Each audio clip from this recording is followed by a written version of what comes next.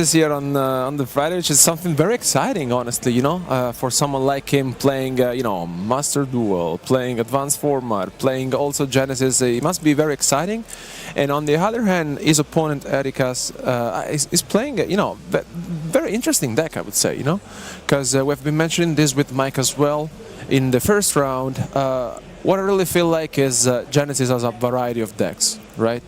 It's going to be interesting to see this weekend the approach of our duelists. And are you surprised a little bit about, you know, seeing these decks being brought? Yeah, I mean, I'm quite excited in general. I think Chaos Origins has really kind of expanded the whole kind of availabilities and the decks, and what I love about Genesis is you start to see decks that you wouldn't mainly see in Advanced as much, which is quite nice. You see a bit more player creativity as well, and you also do get to start to see strategies and combinations that you wouldn't normally see, which just, it shows so much more of the game and how much more you can do with it, which is just absolutely amazing. And that is great. I really like to see, honestly, also Josh's approach to the format. Because, you know, I think this is the first time I see him playing it, you know. I think it's also worth giving it a shot, especially because, you know, as mentioned, we will be having 8 rounds of Swiss today, followed by other 4 on the Sunday. So he's playing Melffy, which it reminds me of a strategy that has been used in the Advanced format a few years ago. And, you know, it's very interesting, especially because I really feel like I think it's one of those decks that maybe just lately has been saying not much, to be fair, but, you know, could be for sure one of those that could, you know, catch by surprise, you know, his opponents, for sure. And on the other hand, Erikas with the Fairy Tail Invoked, it's, I mean, Fairy Tails in general, I think it's a consistent deck, I would say. Yeah. But for sure also with the Invoked, it's something that for sure, you know, we would love to see. With just trying to figure out the latest details before jumping into the match. But yeah, I mean, in general, let's just, you know, keep in mind that, you know, our duelists are playing for very nice prizes as well, because both of our finalists will have the chance to advance and go to the Jump Festa in Japan.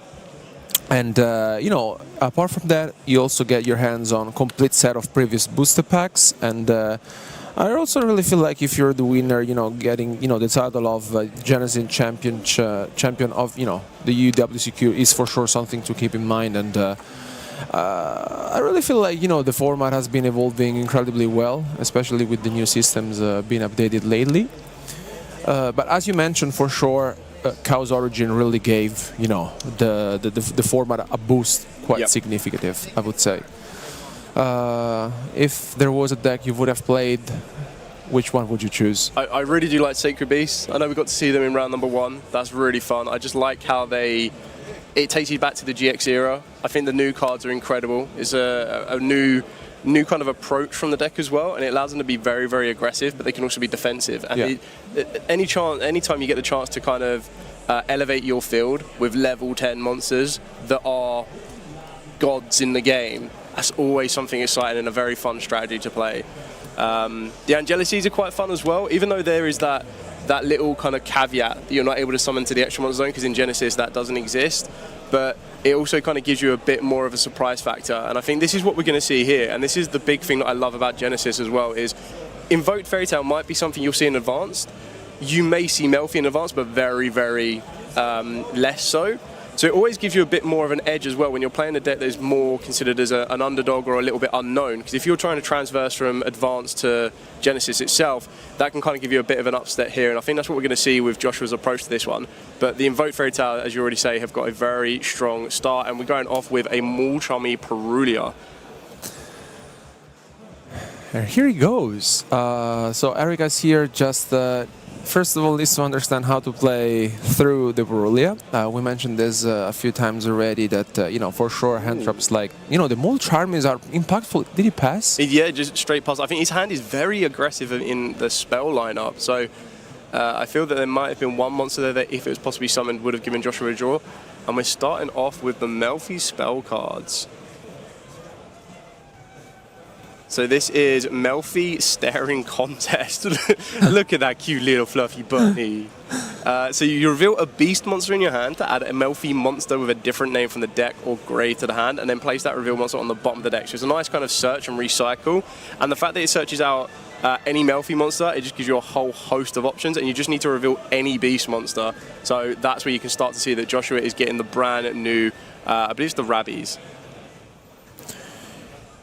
I really feel like the deck it's very consistent, right? Because you know, you get a lot of names onto the field very quickly, and here, as you mentioned, it gets the Rabbies.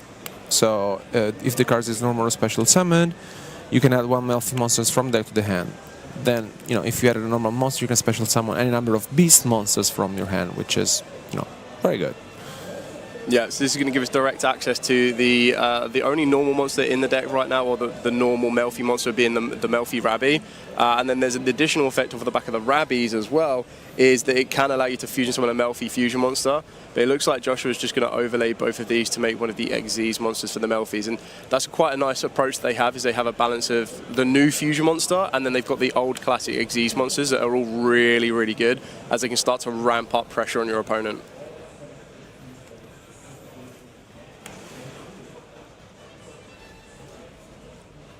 And it looks like we're going for Melffy of the Forest. So this is going to be another search on this one. Detach from the tier to add another Melffy card from the deck to the hand.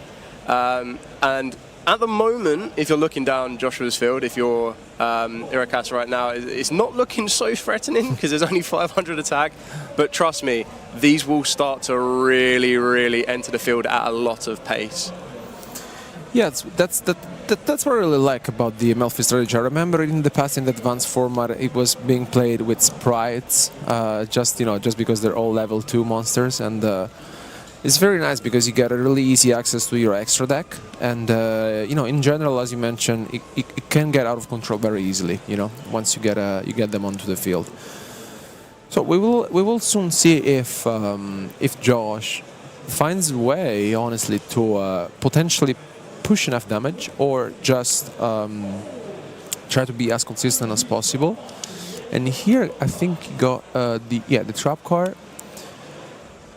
Yeah, so the one through the Melffys is that none of the main deck monsters or even the extra deck monsters really take up any points in Genesis. So it allows you to be very, very flexible with the amount of Melffy monsters you can use, and that starts to open up the door, as we've already seen with cards like Barulia, but it can also open up the door to possibly cards like the Dominus. So you've got your Dominus Purges. It also then allows you to play cards like maybe Infinite Impermanences. So even if Joshua was to not complete game at this point, he still has a bit more to fall back on.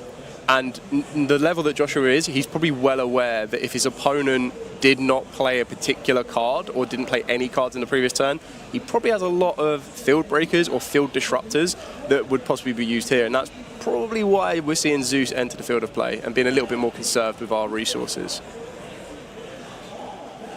So this is the brand new Melffy Footsteps. Add up to 4 Melffy monsters with different names from the deck to the hand. So, and then it does become the end phase of the turn, but it doesn't matter if you're going to be using this at a later point in your turn.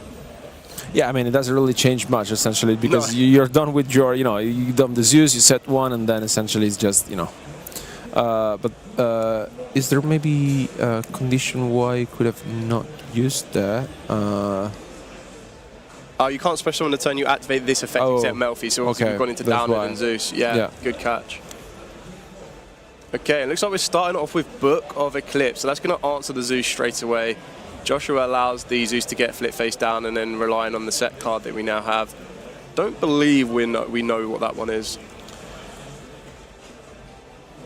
Yeah, because essentially he had the Playtime Surprise, which at this point in time could not be activated. Yep. So it looks like we're actually going to see Erikas play his second card of the door, even though it is turn number 3. But this is where it's going to really start to ramp up for the Fairy Tales, unless Joshua has a response here, because we're going to see Fairy Tale Luna, one of the best starters for the deck in my opinion. And even with Fairy Tale Snow being high pointed, depending on how much Invoked he wants to lean into, Erikas may or may not play Snow. And that's the best thing about the new support of the Lunalights, is that they don't rely on Snow. It's not a corner piece of the deck. It's just a nice added benefit that you can utilise. Exactly, yeah.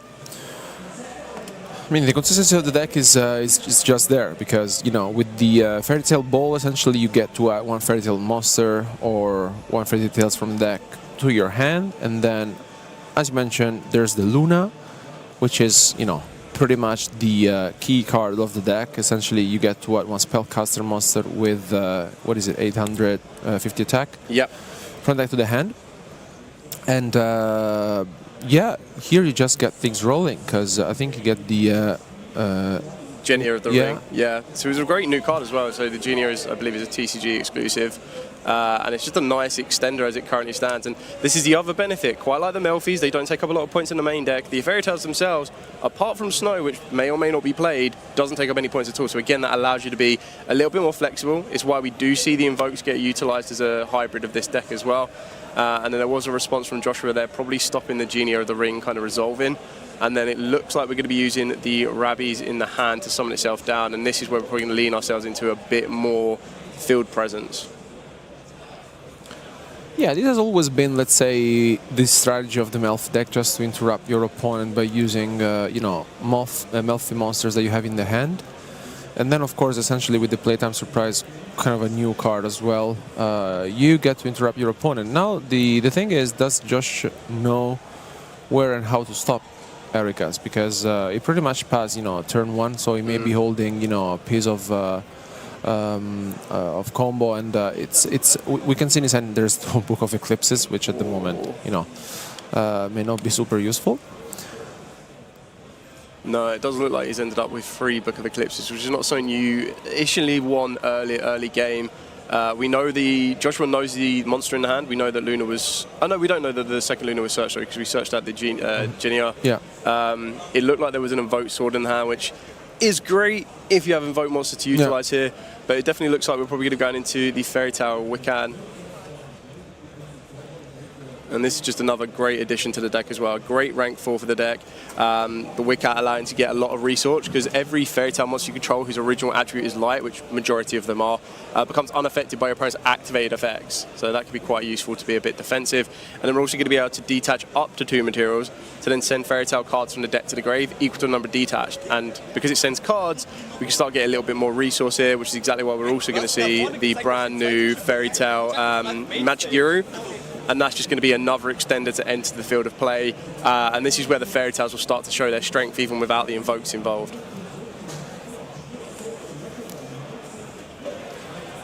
Yeah, and here gets to activate the Tales of the Fairy Tales. Very nice. And yeah, as mentioned, this is getting a very, very good advantage from Erikas here, because, you know, once you get very easy access to your Fairy Tales monster here and the engines get going, this will get out of control very easily. And let's see if Josh has any other way of interrupting his opponent, but at this point I think he's just trying to figure out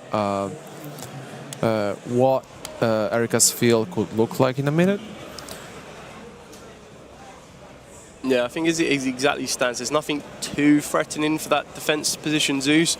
So Joshua doesn't really need to act as of yet, but I feel that we definitely have a search, because we've got the search off of the Rabbies, I believe, so I'm not too sure if we've got a Melffy that can enter the field of play during our opponent's turn. Most of it is during their the turn player, the Melffy player's end phase. Yeah. And I think here Josh tried to activate the a spell which has been negated by Teller of Fairy Tales. That can essentially banish one monster from the graveyard to negate a card or effect that your opponent has activated. Yeah. Oh, and there we go. We see 2 more Fairy Tales in the field, and that's it. That Joshua's seen enough of that one, because he'll get to attack directly, so that defense position Zeus was not holding the fort as much. Very interesting approach there. Massive turn from Erikas. Yes. Yeah, I mean, it's very nice. I mean, happy to see the deck in action, to be fair. Yeah, I think there's... It kind of also put Joshua at a bit of a disadvantage. So I suppose that was a good thing by Erikas, by not playing any card turn 1. Didn't give any information to Joshua. And again, because you're so early in the Genesis rounds, there's no guarantee you know exactly where your opponent is on by this particular point. And sometimes that knowledge is key. So that might have made Joshua maybe end the field a little bit differently had he have known what his opponent was on. And then Erikas did kind of take full advantage, even with a hand that wasn't ideal, or, I mean, no one's going to pick the type of hand that Erikas unfortunately did open up with, but played that very well under the Perulia, didn't give Joshua any more advantage. Joshua didn't really present a field of anything of too much magnitude, and I feel that this is the little clauses of particular cards, of Melffy cards, like the one that we saw where we couldn't resolve because we had summoned the Downard and the Zeus, would have been a big point, because then that could have given Joshua a lot more end phase effects to kind of ramp up and go more down the Melffy side. But round 2, or the part number 2 of this one, game number 2, is going to be very, very interesting to see exactly what point position both duelists are, because now Joshua has all the information he needs. Well, I'd take it back, actually. He only knows that his opponent's on Fairy Tail. Yeah, he doesn't see any book cards. Yeah. But, yeah, I mean, as mentioned, you know, lately we have seen a lot of Field Breakers cards, such as, you know, Cosmic Cyclone, Twin Twisters. We have seen Evilly Matched as well. There's Darkhold. So all of these cards have been played a lot.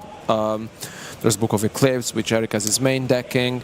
So it will be also interesting to see the approach with the side deck, so just maybe switching the Mold Charmers for other phases of interruptions. But yeah, for sure, as you mentioned, now Josh knows what he's up against. Yeah. Not entirely, because, you know, it's that has to be seen. But yeah, now Josh will go first in game 2. Yes, just going back on the side there, something that I'm actually really excited about, which we might see in Erikas bringing in on this one, it is a card that is similar to Darkhold, but had point reduction and actually utilises cards that a lot of people fear in the Genesis lineup. But it looks like Joshua has opened up a full hand of monsters, and definitely being a Rabbies is one of the best ones you can start with. And then looking over at Erikas, doesn't look like there's anything as of yet. The Rabbies is going to resolve here, and I feel that Joshua, well, you definitely can't make Zeus this turn. Yeah. So I feel that we're going to see a full Melffy end field here. It really depends on his hand. Looks like a lot. Yeah, it's full monsters. Depends on which monsters it drew into. Yeah, here this is the puppy. Yeah, so obviously Erikas is going to be reading this along with us. So if your opponent normal or special as a monster except during the damage step, quite important sometimes, or if your opponent monster targets this particular card, being Puppy, for an attack, you get to return it to the hand, which is quite a lot of what the Melffy strategy wants to do, and then you get to special summon any level 2 or lower beast monster from the deck directly. However, during your end phase as the Melffy player, you get to special summon this card from hand for free. So you're just going to allow to enter the field of play, and it's exactly what Josh has done here. He's just got 3 Melffy monsters into the field of play right now. And this is where we're going to start probably seeing some reactions of returning monsters to the hand. And that is the card I was talking about. That interrupted Kaiju Slumber. Oh, wow. Very, very powerful. That's huge. Yeah. Incredible, especially in a format with Genesis where Ash Bottom is a bit more of a premium because of the points allocated to it. It is incredibly powerful to kind of clear a field off. And even give yourself an incredibly strong monster as well, which is what we've seen here. Oh, and there's the other brand new card, Regulus. Yeah. Wow. What a hand is this? Because, yeah, this is something that you don't really see often. Like, when you see monsters in different position, you usually think, yeah, maybe about Lightning Storm not be available. And then it comes this. So it's, yeah, Josh is left with just 2 cards in hand, which, you know, are Melffy monsters. So it will be pretty much a witness in this turn. Yeah, I think we're going to see this speed up quite a bit, especially when we saw, unfortunately, Joshua did open up all monsters, and none of those were interactions from what we could see, bar maybe some of the Melffy monsters themselves. But I feel that we're going to, especially with Regulus being in the extender, Genia also being an extender as well, we still maintained our normal summon. We're going to be able to go into the Wiccat. The Wiccat, we saw how powerful it was in game number 1, and there is the fist pump straight away from Joshua. He sees the writing on the wall. That interrupted Kaiju Slumber is massive. Well, what a match this has been. Erikas showed us how powerful his deck is. To be fair, we just see the Fairy Tail part of the deck, because the Invoked deck we didn't really get the chance to see it. But yeah, 2-0 victory against Joshua Schmidt. You know, like, you know, you have something to be proud of, you know, beating, you know, one of the best duelists in Europe, if not in the world. And then advancing with a 2-0 record. So, pretty solid. pretty solid. It's been very nice to see, you know, this match, and also we hope to see all other different decks, because you know, this was only round 2 so far, and as mentioned, we will be having other 6 rounds for the day. So Dale, thanks so much for being with me, and guys, thanks so much for watching. We will be back soon with more action in round 3 for the EUWCQ Genesis Championship from Brussels. Keep watching.